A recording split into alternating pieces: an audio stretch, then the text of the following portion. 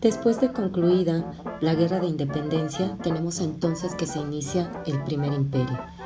El Primer Imperio va a estar al frente por Agustín de Iturbide, que se autoproclama Agustín I, disuelve el Congreso y una vez disuelto el Congreso, establece como forma de gobierno una monarquía. Recordemos que una monarquía establece casi el poder único en una sola persona, que va a ser el emperador, y tenemos como principales poderes en este momento la aristocracia, que es heredada del tiempo de la Nueva España, la milicia y la religión. Este primer imperio es derrocado por el general Vicente Guerrero y Antonio López de Santa Anna. Ambos logran derrocar este imperio, mandan al exilio a Agustín de Iturbide y con esto damos fin a esta etapa de la historia de 1821 a 1823. Continuando entonces con el periodo de la historia de México, tenemos que vamos a entrar a lo que se conoce como la Primera República. La Primera República se instaura en 1824 y tenemos al primer presidente, que va a ser Guadalupe Victoria. ¿Qué significa esto? Que dejamos de ser un imperio para convertirnos en un sistema republicano. ¿Qué conlleva esto? Que el poder esté dividido en tres: ejecutivo, legislativo y judicial. En este periodo entonces se elabora la primera constitución del México independiente, la Constitución de 1824. Esta constitución va a asentar que México entonces adopte una forma de gobierno republicana y federal. Además de esto, se establecen 19 estados, se reconoce el Distrito Federal como sede de los poderes y además 4 territorios dependientes del centro. La religión va a seguir siendo la oficial, la católica, siendo el único culto permitido. A su vez, la Constitución del 24 no elimina fueros, por lo que la aristocracia, en este caso la milicia más que la aristocracia y el clero, van a seguir conservando esta inmunidad ante la ley. ¿Qué también sucede en este periodo tan convulso de la historia de México? Van a nacer las logias masónicas, que serían los antecedentes de los partidos políticos.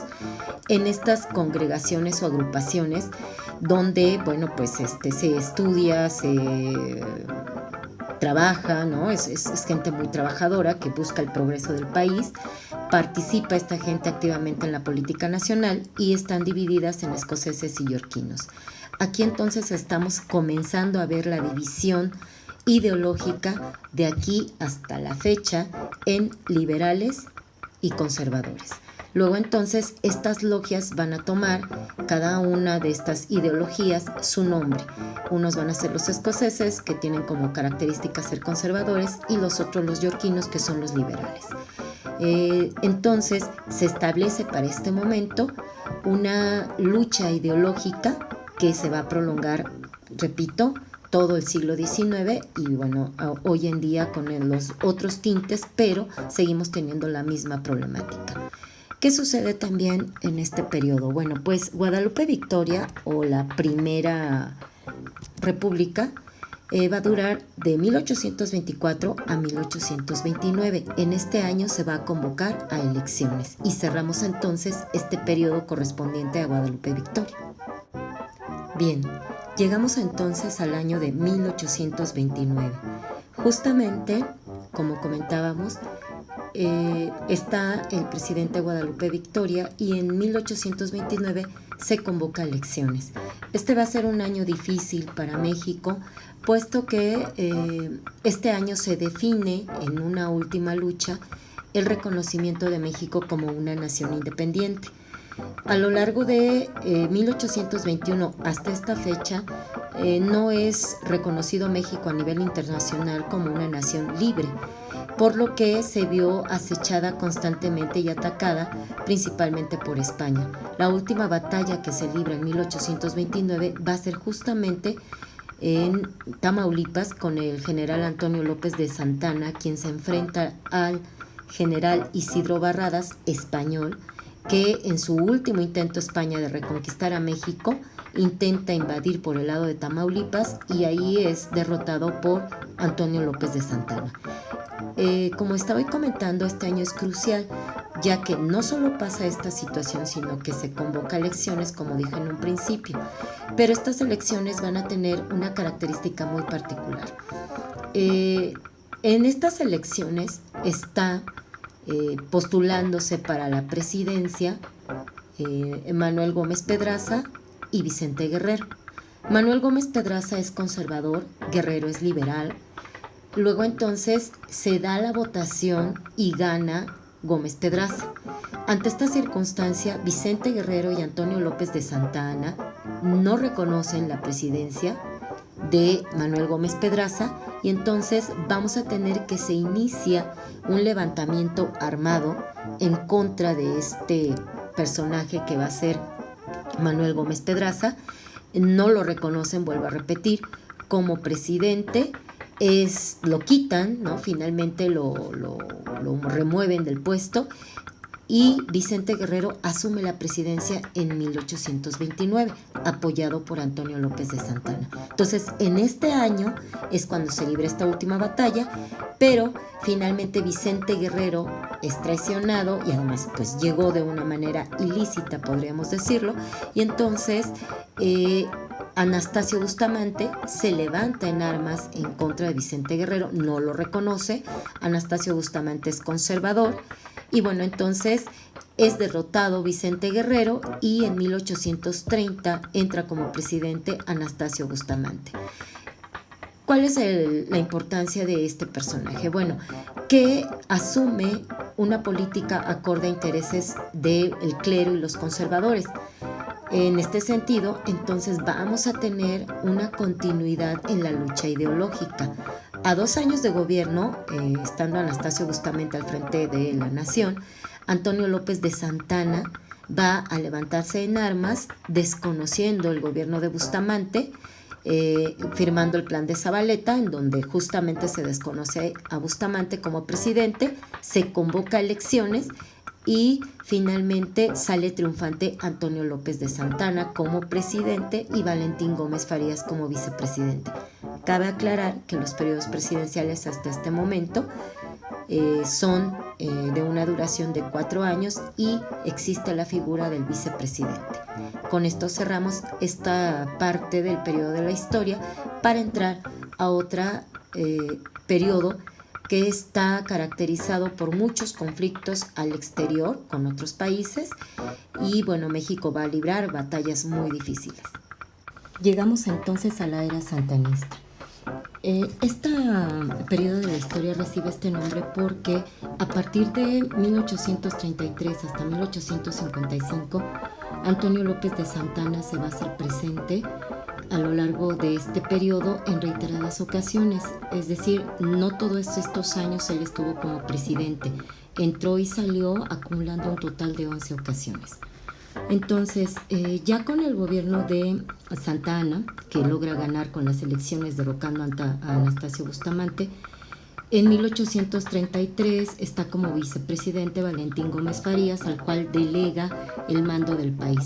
Gómez Farías, siendo un liberal, lleva a cabo varias propuestas y leyes que van a afectar a instituciones monásticas, es decir, al clero, le va a suprimir privilegios a ellos, así como también al ejército, y bueno, va a reconocer la deuda pública y va a trasladar los asuntos que manejaba la iglesia, como nacimientos, defunciones, etcétera, al asunto civil, es decir, entra el Estado a manejar esto. Finalmente, la clase conservadora no está de acuerdo, presiona a Santa Anna para que regrese y se instale como presidente, y bueno, Santa Anna ante la presión regresa y deroga todas las leyes que había emitido Gómez Farías. Para esto, en 1834, que regresa lo hace, deroga estas leyes y Santa Anna instaura lo que se va a conocer como la República Centralista. Recordemos que venimos de un sistema de República Federal que se instaura en 1824. Para llevar a cabo esto, Santa Anna elabora una nueva constitución llamada las 7 leyes o la Constitución del 36. Esta evidentemente va a derogar a la anterior de 1824 y de manera legal establece una república centralista con las desventajas que va a traer esto, porque los estados dejan de ser libres y soberanos, aunque regidos a la autoridad máxima que es el Ejecutivo, poder que existe en una república, y pasan directamente a depender de las decisiones del gobierno central, que es el caso de la República Centralista que instaura Santa Anna. Una vez que sucede esto, va a ser la causa, digamos, una de las causas que va a propiciar el conflicto con Texas, y a esto le vamos a llamar la separación de Texas en 1836. Este conflicto tiene su antecedente primero en la presencia de colonos anglosajones bajo el permiso de Antonio López de Santana. Los deja vivir en territorio tejano a cambio de que produzcan las tierras. Sin embargo, cuando decide instaurar la República Centralista, como ya lo comenté, estos estados pierden soberanía y se rigen directamente hacia el gobierno central. Esto pues resta poder, además de que en México estaba abolida la esclavitud, como recordarán. Entonces Texas, que utiliza mano de obra esclava, pues no le va a convenir esto. Ante estas circunstancias comienzan los movimientos separatistas y Santana enfrenta luchas armadas, gana la batalla de San Antonio y la del Álamo, y pierde la batalla de San Jacinto en 1836. Esto va a definir el rumbo de la guerra. Finalmente pierde México y se acepta la separación de Texas. Esto queda asentado en los tratados de Velasco. No solo se reconoce la separación de Texas, sino que también hay una cláusula donde contiene que Texas no se podrá anexar en lo sucesivo, en el futuro, a Estados Unidos. Finalmente, con esto damos por terminado este problema del conflicto de Texas.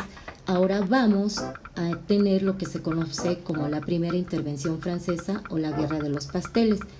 Esta tiene verificativo entre 1838 y 1839. Como ustedes recordarán y hemos visto, a lo largo de todos estos años, México ha tenido constantes guerras internas, guerras civiles. Esto ha provocado daños a establecimientos y propiedades de extranjeros. Tal fue el caso de una panadería. Este pastelero francés reclama al gobierno de México una indemnización. Francia emite un ultimátum a México, se acerca a los principales puertos y ataca a San Juan de Ulúa. Ante esta circunstancia, México cede y se paga esta indemnización monetaria al gobierno de Francia. Con esto se cierra esta primera intervención francesa, aunque pues la condición de México sigue siendo de inestabilidad. Posteriormente vamos a tener el conflicto contra Estados Unidos en la Guerra del 47, donde México pierde más de la mitad de su territorio. Evidentemente esto va a marcar mucho al pueblo de México. En ese momento la causa de este conflicto fue que finalmente Texas se anexa a Estados Unidos. Esto se toma como un agravio para el gobierno mexicano y se declara la guerra, ya que recuerden que dentro de los tratados de Velasco, donde se reconoce la separación de Texas, existe esta parte donde no se debe anexar. Sin embargo, no se respeta, se anexa, comienza la batalla. El ejército de Estados Unidos avanza sobre territorio nacional. Nuevamente entra en acción Antonio López de Santana. Finalmente es derrotado. Se libran las batallas de Padierna, Churubusco, Molino del Rey y la famosa batalla de Chapultepec, donde finalmente se pierde. Y el 14 de septiembre de 1847, la bandera de las barras y las estrellas está ondeando en el Zócalo. Y bueno, con esto se da por entendido que México pierde la guerra. Ante esta situación se firman los tratados de Guadalupe Hidalgo en 1848, en los cuales queda asentada la pérdida del territorio nacional, que más o menos es un aproximado de 2.5 millones de kilómetros cuadrados. En territorio se dice entonces que se pierde la Alta California, Nuevo México y Arizona. México recibe a cambio 15 millones de pesos de compensación y la promesa de Estados Unidos de respetar a colonos y propiedades de mexicanos que hayan quedado en esos territorios que fueron cedidos. Así entonces, ya para 1848, después de esto, Santana sale, vuelve a entrar en 1853 y en este periodo impone una dictadura, se hace llamar Su Alteza Serenísima y finalmente vende la Mesilla. Este es el último territorio que vende Mexicano al norte, por él le dan 2 millones de pesos y a partir de esto la popularidad evidentemente cae de este personaje. Y con esto cerramos la era santanista.